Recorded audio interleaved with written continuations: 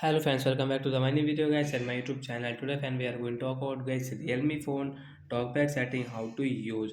Friends, we want to use TalkBack setting. So man, how can you use? You don't know guys how to use TalkBack setting, how to use TalkBack in Realme phone device and guys any Android phone. So man, how can you use it after on it? In this video friend we are going to talk about.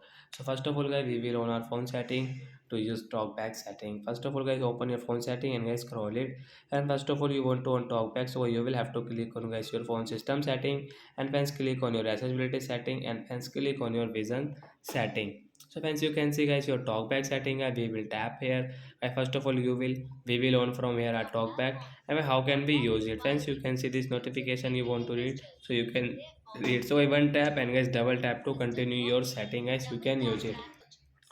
So once you want to on something, like you want to on guys your Chrome app, so you will have to one tap first, one tap guys wait, and guys double tap to continue to open your Chrome. So as you want to back, so I click on back button and double tap to continue setting. So like that guys you can use it. And guys you want to on YouTube, so I one tap and guys double tap to continue, YouTube will open. So like that guys you can use your talkback setting in your Realme phone device guys. You want to use, so you can use it.